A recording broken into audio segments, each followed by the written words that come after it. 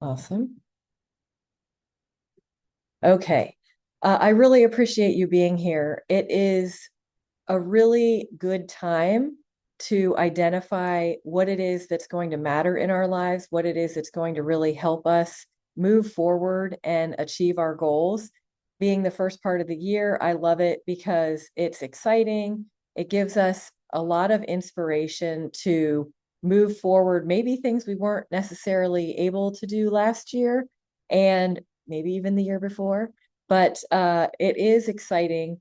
And this session, as I mentioned, is a working session. The goal is to really center ourselves and be appreciative of what it is that is going to serve us, really personalize our approach so that we are able to move towards it more easily and comfortably, and then be grounded in what it is that we want to achieve and making sure that it is what we want. And being able to be grounded allows us also to evolve what it is that we want. So we may identify something today, and as we're moving toward it, we realize that we need to shift a little bit. So this is not anything that is concrete. It is not anything that we are for the rest of the year committed to. It is something that we need to be always reflecting on and better understanding ourselves and what is going to serve us best. So I appreciate you being here, and we will jump right in here. So the value of this approach is to prioritize our health and really make our lives what we want them to be, rather than just looking at it as a health goal and thinking of, yeah, it would be really nice to lose some weight. Or that's always an easy one to identify, right? It's easy to quantify, and it is very common. But it's a whole nother thing to recognize what it means to us and how it's going to improve our lives. So in this session, I'd really like for to help people clarify what it is that they want, to become more committed to what it is that you want, because once you know what it is and why, it's a lot easier to commit to it, and then really create momentum so that it becomes easier and it becomes a lot more enjoyable, which is always nice when it comes to goals. So here's my theory. My theory is a goal is fantastic. Having a goal, I would never encourage people to not have goals listed out. And, to me, it's fun. But have a strategy, because having a strategy actually moves you toward that goal and gives you a much better sense of where you are on your journey and what you need to do to continue moving forward. When you personalize your health strategy, it's truly the way of the future, because when you personalize your strategy, you're taking into consideration obstacles and what could help you, and what is your lifestyle that you are working with, and are you working with your lifestyle or are you working against it? Because of course it's going to be much more difficult if you aren't taking into consideration what is going to be how you're doing things, and how it applies. So I don't know if any of you have ever just started the new year and said, I am going to lose weight, or I am going to run a marathon. And then by February or March, it is no longer even in your line of sight. But if we personalized it and we identify what it is that we need to do to get to that point and why it is important, it really does make it much more possible. It is much more in our line of sight on a regular basis. And it is a factor that we don't let things get in our way when we realize how personal it is to us and why it matters. Getting to know your body is truly the secret to improving and protecting health.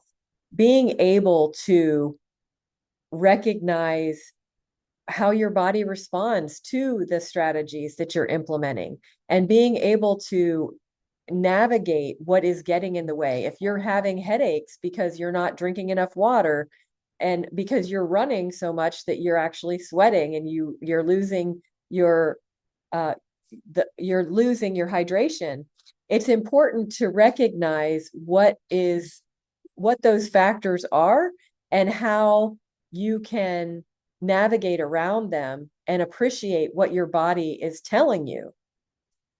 And every day is an opportunity to better your life. So when we think about our goals, a lot of times we get frustrated because we're not achieving it fast enough, or we haven't achieved it yet. But every day is an opportunity to step towards that, and again, evolve our strategies and our steps to make it more possible to achieve that. So this isn't just about a health goal, it's about what's important in your life. What you're able to do and accomplish and become is really dependent on your health. Being able to make informed choices about your lifestyle and about everything that you do on a daily basis, when you know how it's impacting your body, it's a lot easier to make those choices. If it's something that, obviously, if you have an allergy, you're going to learn pretty quickly that you have a reaction if you eat a particular food. But if you feel like you have, let's say that you eat that food every day and you have maybe a low level response to it, it is causing inflammation or it's causing your skin to react, but it's not really impairing your ability to function, then you may just tolerate it. But you're making informed choices when you start observing and paying attention to how your body is reacting to things. And then you become the leader of your health. You're actually identifying goals of, I want to get rid of this particular rash or this particular skin response, or even inflammation where it's pain in the joints. When you identify that goal, you are able to narrow in on what the causes are.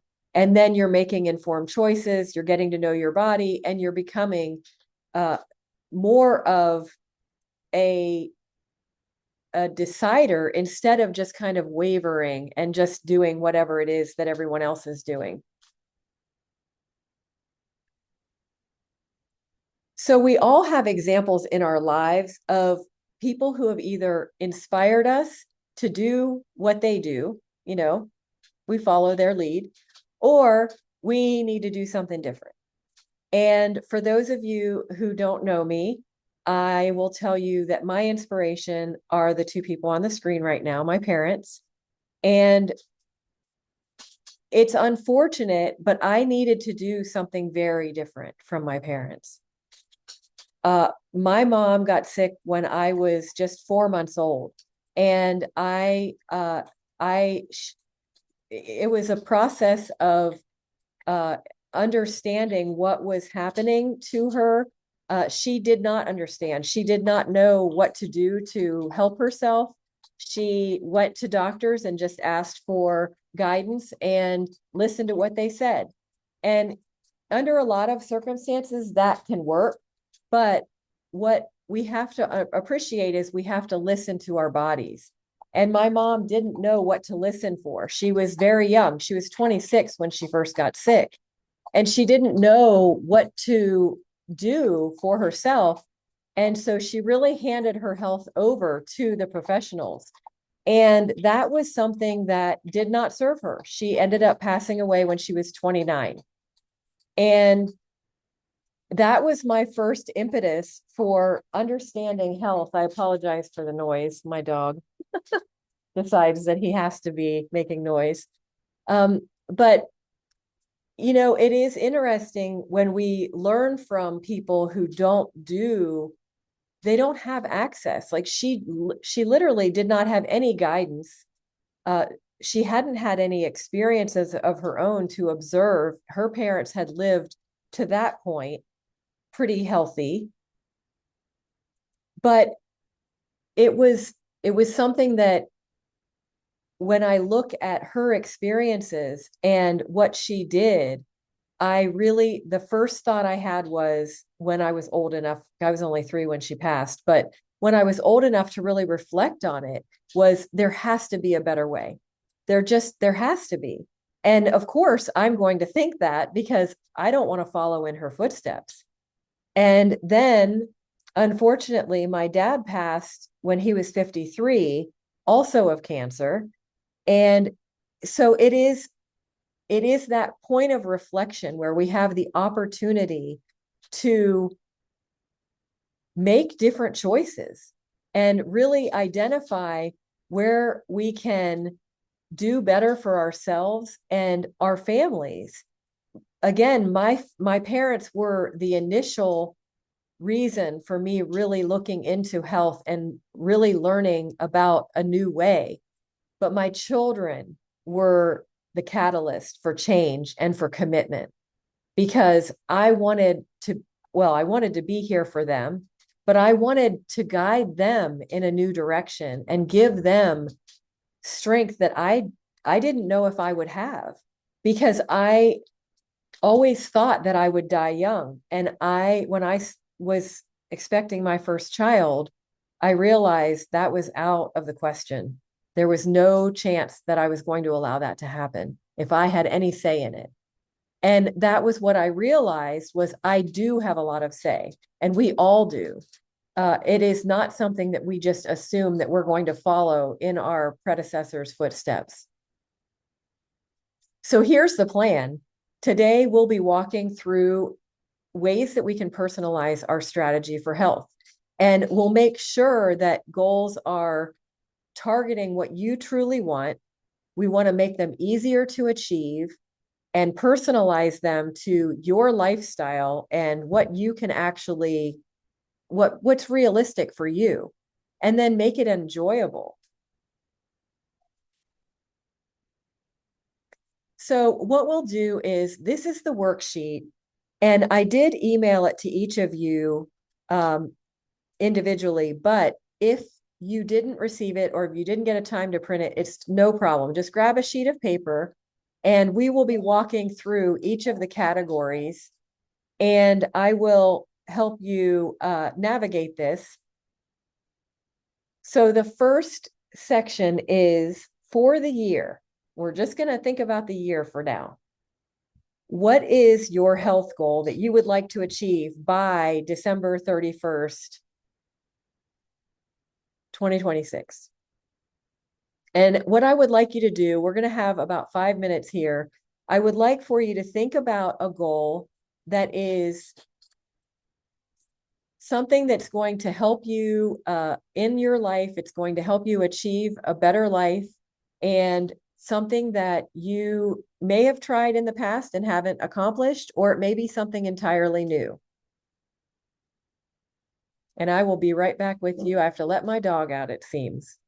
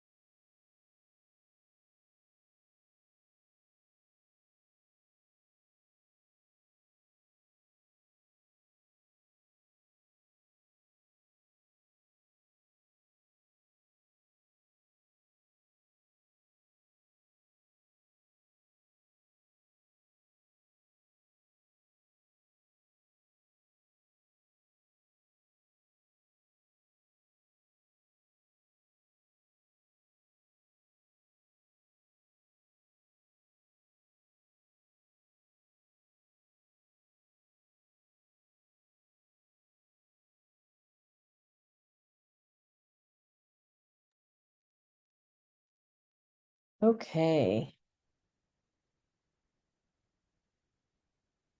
So if anybody has a goal that you want to share, or if you have are having any difficulty in finding a goal or identifying what like a reasonable, like realistic goal, you're welcome to ask questions or share at this point. We're just kind of working through it because we're going to edit and evolve it a little bit too. I can share mine. Okay. Mine is I started 2026 40 pounds lighter than when I started 2025. Nice. So my goal is to end 2026 50 pounds lighter Wow. than Okay. I started. Yeah, Yeah. that's awesome. That is great. Okay. But Anybody it's else but have it's any? to yeah. So it's to be 60 pounds lighter and gain strength. Yes. I don't want it Okay. to be just about the loss of weight. I want it to be, gain weight, gain strength. Yeah, that's a great point because when we think about our goals, we want to think about at what cost, right? We don't want Mm-hmm. to do it in a way that is going to negate the benefits. We want to make sure that we're able to be stronger, that we're able to be healthier because people Mm-hmm. can lose weight and be have actually reduced health through Right. the process of losing weight. Yeah. Yeah, that's great. So this will be good because you'll be able to do the next step too, pretty Okay. easily for the quarter. That's the one thing about weight and anything that you can quantify. That's with this goal, if you've already written down your goal and it's not really quantifiable, so it might be to get fit in 2026. What I'd like for you to do is try to make it a little bit more quantifiable where you're able to say, if you're saying you want to be more fit, is it that you want to be um, where you have more uh, abilities, like to lift weights, or is it that you have more stamina, or is it that you have more endurance? But identify what it is that you want to be able to do by the end of the year that you're not able to do now, so that you then are able to zoom in on uh, more details so you know also whether you've accomplished that goal or not by the end of the year, but also how you can break it down and what you need to do to actually get to that goal. Is there anybody else that has any questions about making it quantifiable, or if you have any to share, any goal to share?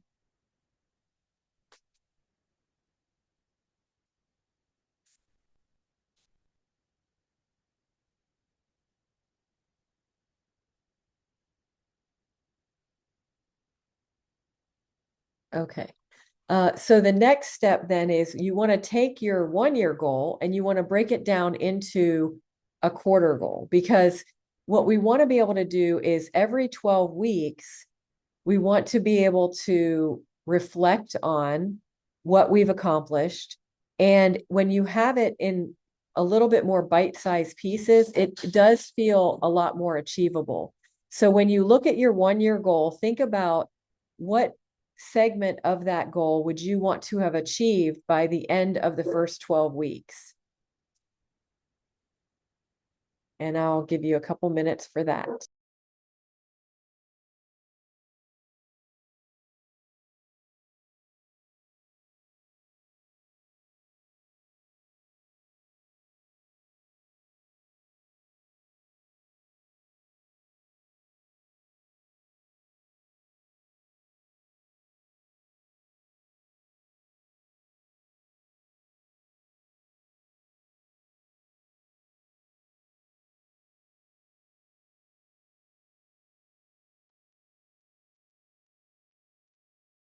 So again, with this, when it is more quantified, you can more easily break it down into quarters. With I think about like even being able to lift weights.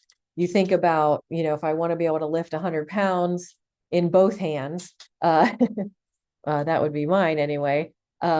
You could break that down into quarters a lot more easily than just saying I need to, like, I want to, be able to improve my strength. So being able to quantify it is definitely easier to break down, and then you're able to work your way up and see progress pretty easily. Anybody having trouble breaking it into a quarterly goal?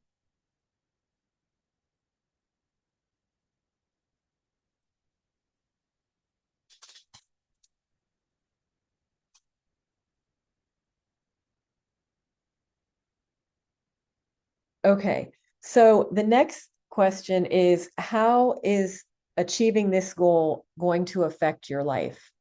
So I like to think of this as the why and really look at how is it going to make a difference? What am I going to miss out on if I don't accomplish it? And what am I going to be able to do if I do accomplish it? So it really makes it much more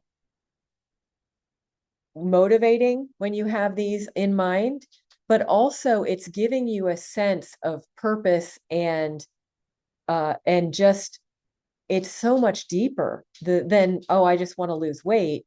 It's so much deeper to be able to identify what it is that it's going to do for you and how it's going to change your life, how it's going to give you, whether it's more mobility or being able to um, be more active or feeling like you have more energy and all of the different things, but being able to identify what those key areas are that it will affect is really powerful. So I will give you a few minutes for that.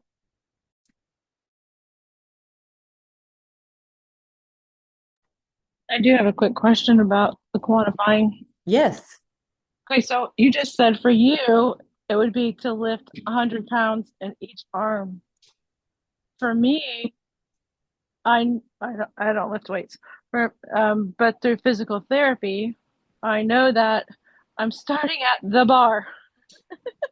Whatever the weight of that bar is, that's where I'm starting. So I don't Right. know. I don't know at the end of the quarter. I don't know what the right number would be. Do you know Okay. what I mean? Like I have no Yeah, frame of reference. sure. So you're talking about lifting weight?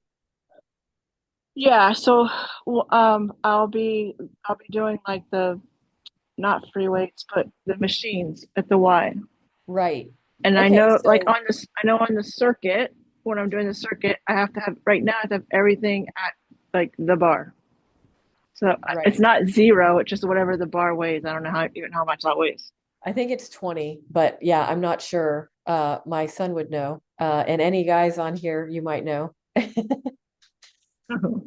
Um, but when it comes to the goal, remember you can quantify it also in terms of how frequently your weight that you lift may change because you don't know what your starting point is. Your weight lifting might change. It might not be as important to know how much you're lifting, but maybe how frequently. So you might say that Okay. your goal is to lift weights 2 times a week, or you may say I want to be even more specific because I know my schedule. And so I want to lift weights every Tuesday and Thursday. And for X number of, minutes, or, I want to do my full, a full complement of strength workout where I'm working arms, legs, back and shoulders. And so giving yourself the opportunity to narrow in on what it is. And it may, like I was mentioned, it may evolve because you may start now and write this as a how it's going to affect you and what your quarterly goal is.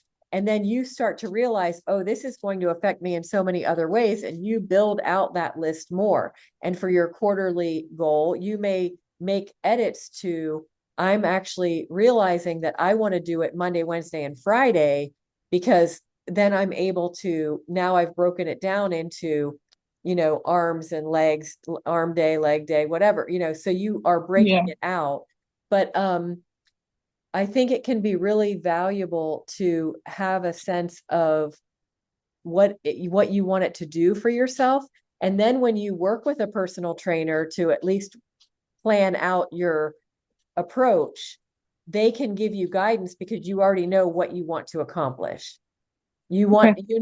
How you want it to affect your health. Hmm. Perfect. Thanks. Sure. Any other questions?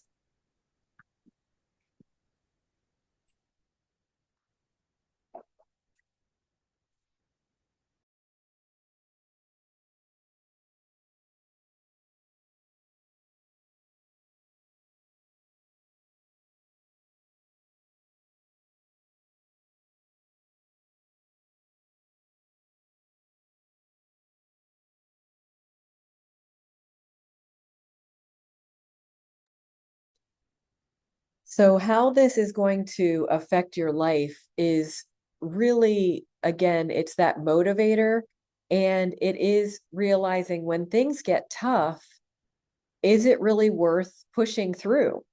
Is it really worth doing? Because if we don't identify what it means to us, it's a whole lot easier to give up, and it's a whole lot easier to make excuses.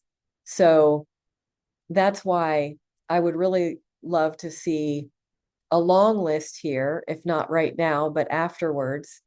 And if anybody has any to offer or share, you're welcome to do that.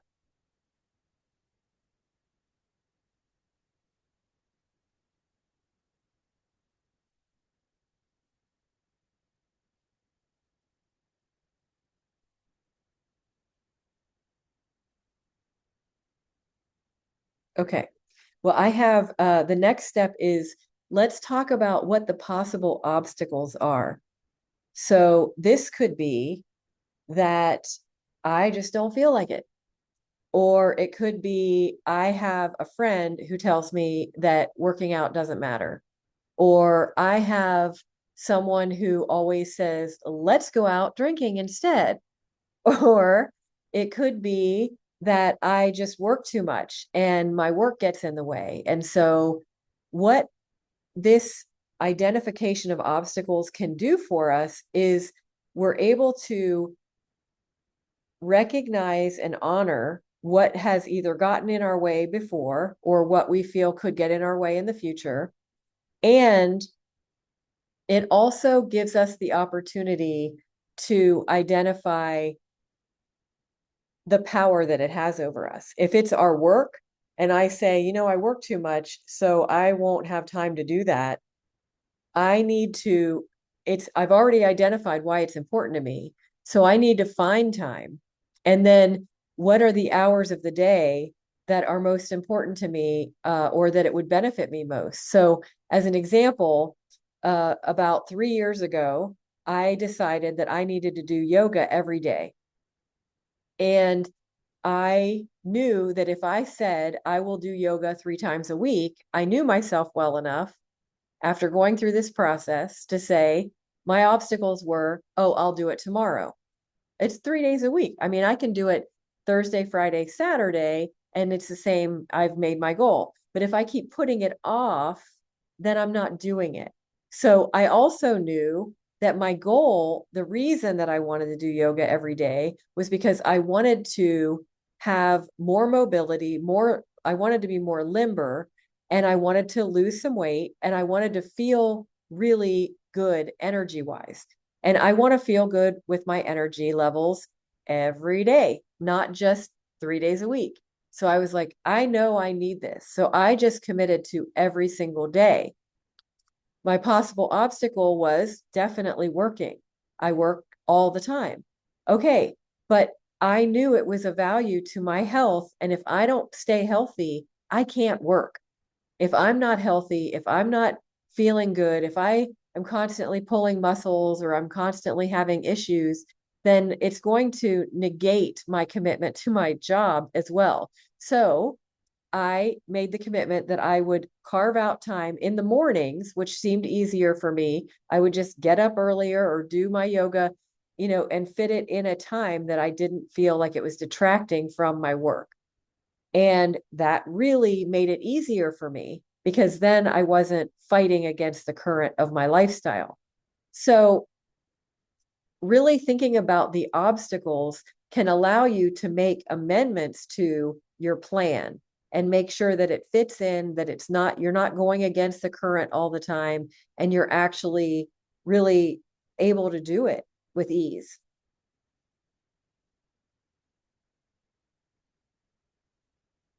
And then for each of the obstacles that you identify, think about strategies that you can avoid those obstacles. So whether it's doing it at a different time, or whether it is maybe telling the person who always tempts you to do something other than work out, maybe have them join you and make it a competition if they're competitive.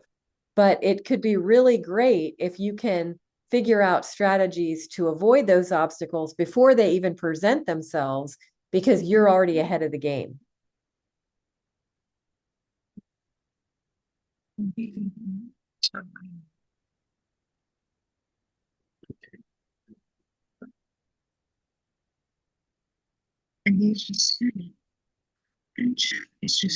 Oh, Steph, are you sharing?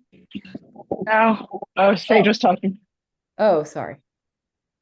Am I on mute? You're unmuted. Yeah, I'm unmuted. Let me go mute. it's Y'all fine. don't need to, y'all don't need to hear what Sage is saying.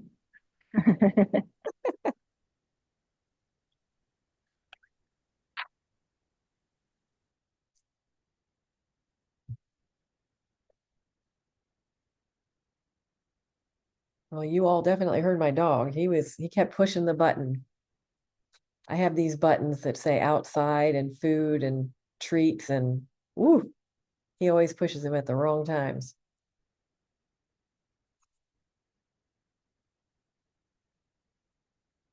Has anybody come up with any obstacles that you don't have a strategy around them, or you want to talk about share your obstacles?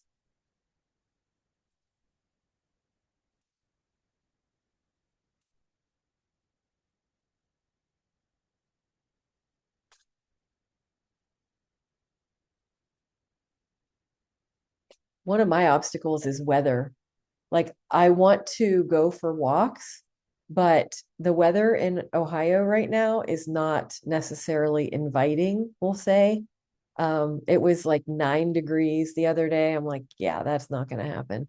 Um, but I do have a treadmill, so that's a way that I can overcome that obstacle, because although it is really, really hard to walk on this particular, it's like a manual uh treadmill, and it wears me out. But it is really nice to have something inside so that I don't use that as an excuse that it's just too cold to go outside. Anybody else have an obstacle you want to share? My obstacle was the opposite. It's too hot in Florida. Yeah, yeah, that But I is went, so true. yeah, but I renewed my Y membership, and um it's so much better because when I walk in there, I see everyone working out. So it's more motivating to work out, and I'm not outside in the heat. Yeah, that's great. Yeah, because that humidity can really get you, even The early humidity, yeah. mornings. Like here, my son is always working out because he's an athlete, and I say, you have to, if you're going to run today when the heat index is really high, I'm like, you need to get up at like 6 in the morning and run. So he will do that just to get it out of the way. And to me, that's really nice too, because you start your day and you feel accomplished already. But yeah, sometimes that Florida humidity, whew, even 6 a.m. it's too much. And my other obstacle is that I let my day get away from me. So, like what you were saying, get up early and yeah, my to get up early and do it first thing is going to be Yeah. my counter to that, you know? Yeah, that's awesome. Because Yeah, and a lot of times I'll think, oh, after I take her here or drop him there, I'll go then. And then it's like 8:30, 9 o'clock, and I'm like, that's not the time of day I want to be at the Y. yeah, yeah. And like you say, like when you start to realize the obstacles of it's too busy, I can't get on the machines or I can't do certain things, then you're able to change your schedule a little bit and make the accommodation so that you can go at a time that is better for you and works better. So it again, it's all a work in progress. I think we have the opportunity to really navigate those variables and personalize it to ourselves and to our needs. But that's the goal, is not just give up, but make sure that we are really committed to our goal and finding how to overcome those things. Yeah, and to get like it's good to notice these like the things that are standing your way because like last year I kept trying and trying and trying and I wasn't the scale was not going down. And I Mhm. realized it's because like my husband will say, hey, let's go to Jeremiah's Ice or hey, let's go to Twisty Treat, which is both ice cream or like frozen slushy type ice cream, you know? Right. And it's a lot of sugar. And I was like, the scale's not going to go anywhere if I keep saying yes, Right. you know? So I just started saying no, which kind of freaked everybody out. I was like, no, thank you. It's so true. And that's actually a great lead in because that's the next step is what tasks will lead to accomplishing your goal.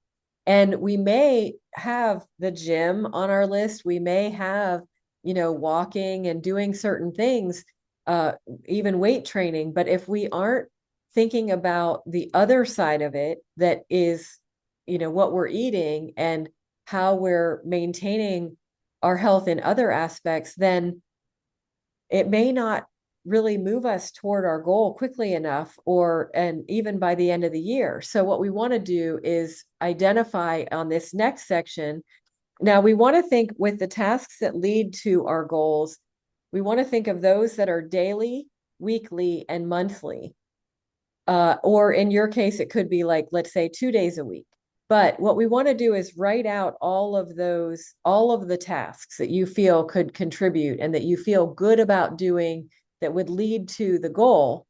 And then you want to identify the frequency of each of those goals and what makes the most sense.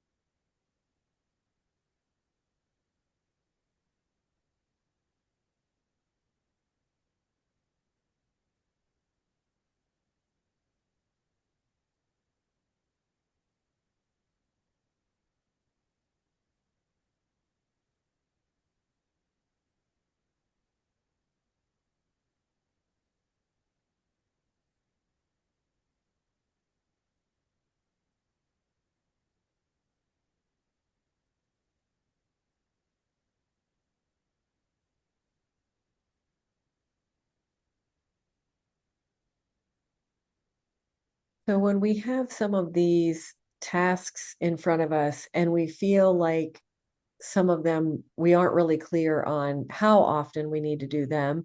Again, it's something that we can initiate in this first quarter, the first few weeks. Uh, how frequently do we need to be doing these things?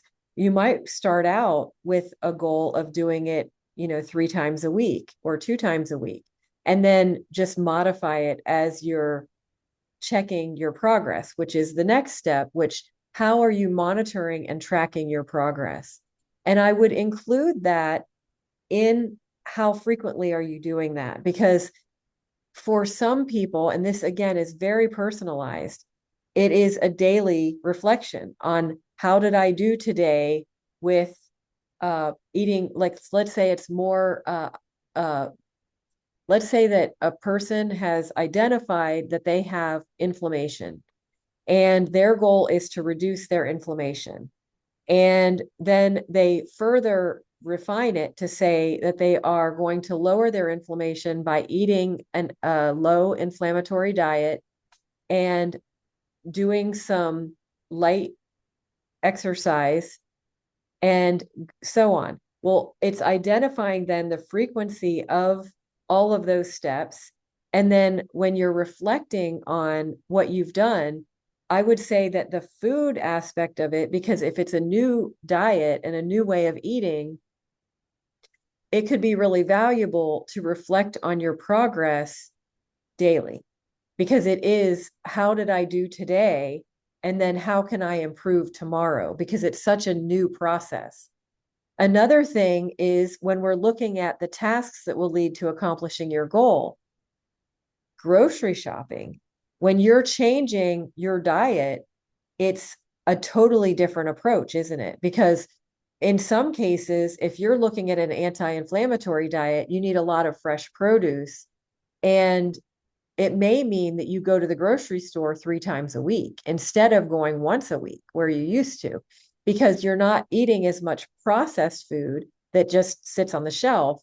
You're needing to get fresh fruits and vegetables on a more frequent basis. Depending on where you live, it might be twice a week. But I think that these are the things that really make us successful as well, because it's giving ourselves the advantage of identifying the steps that are going to support us most, and not going to that refrigerator and opening it and seeing that there's nothing healthy to eat there. So you just go to the pantry and eat the junk food.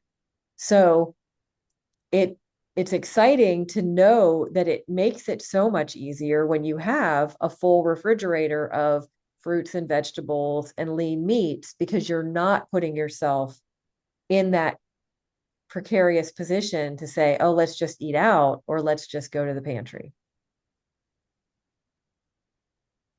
Any questions on the tasks, or anybody have a goal that they haven't been able to kind of matriculate through this process easily or get stuck on any of these points?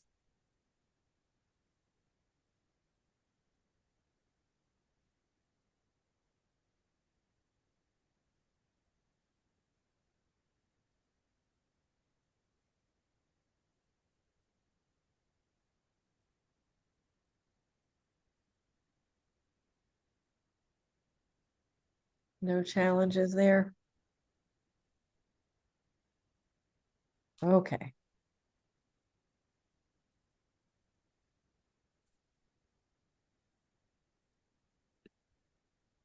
Okay. So when we're implementing your plan, it's really important to personalize it. And what the value is that you're listening as you're doing any of these goals. It could be whenever it comes to your health, listening to your body is so critical. It's not just another protocol, it's not just another diet or a new way to work out. It's really listening to how your body responds. And it's a new way of thinking, because think about how often we hear things like just power through it and do the hard work and, just do it. It's really important to recognize how your body's responding and how, like, what makes it difficult, what makes it easier, what can you do to adjust. And when you're feeling good about your accomplishments and your goals, but you don't know what your body actually needs to continue progressing, like Steph said, you could be doing a goal, you could be working towards a goal and realize you're not making the strides. When you are tracking your progress, you're not making the strides that you would like to. And then you have to reflect on maybe some of the other habits or other things that you're not doing. Maybe your body's not responding in the way that you expect it to. because of a certain circumstance. It might be because you're not getting enough sleep and your cortisol is too high, or it could be because of your hormones, but it could be something that, again, you have control over, but you just don't recognize it at that time. So rather than guessing, if you've identified all of the right variables and all of the right steps to take, I'm here to talk about it. I'm always here to guide you. And one of the things that I do in my practice is help people really set in motion their plans that are most appropriate for them.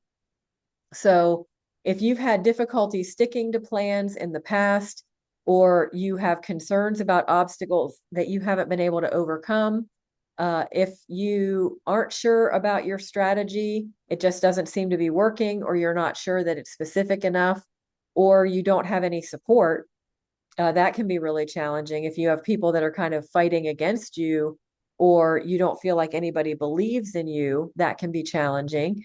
If you have questions, need guidance, or you just don't want another year to pass without making the strides that you want towards your goals, that I'm offering a free 20-minute strategy review. We can review this strategy that you've just created, or we can talk about something else that you're wanting to do.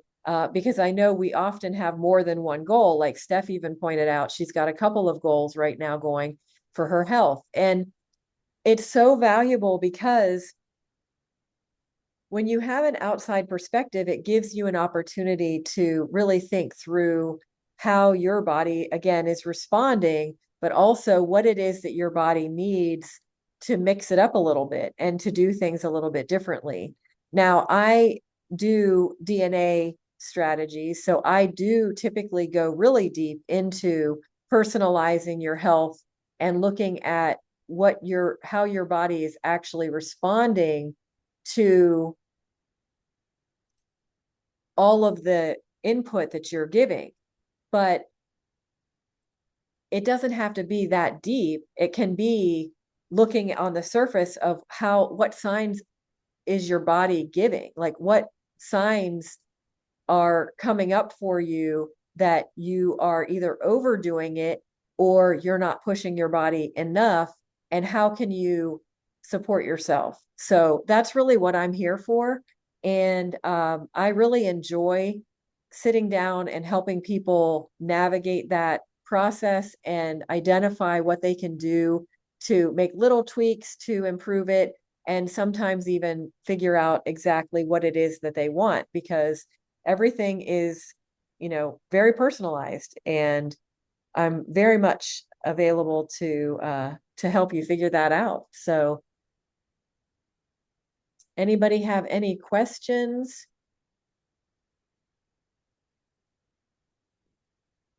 Or any goals that stand out that you didn't even know you had on the map that you want to start pursuing?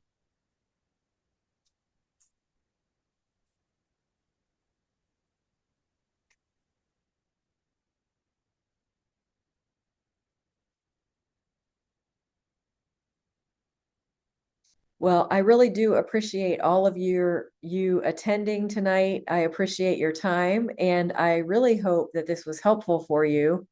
And if you come up with any questions, I have a link right here for hopefully it allows me to put it in here.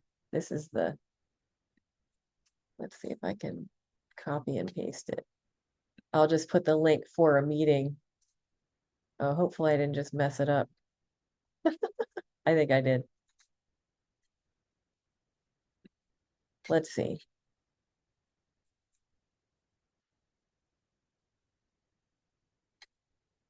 Oh, it just keeps messing me up. Let's see if I can put it in here. There we go. So that is the link if anybody wants to just get a 20-minute session. We'll just kind of walk through what your goals are. If you have any interest or any questions about DNA too, I'm certainly happy to answer those questions. But with the strategic health quarterly plan, it really is valuable to move toward your health goals and really start to make those strides today so that by the end of the 12 weeks, you are really accomplishing your goal towards the end of the year. And then we adjust and make the plan for the next quarter so that you are, really pretty much guaranteeing that you're going to hit your mark by the end of the year. So that's really exciting. Any questions anybody has?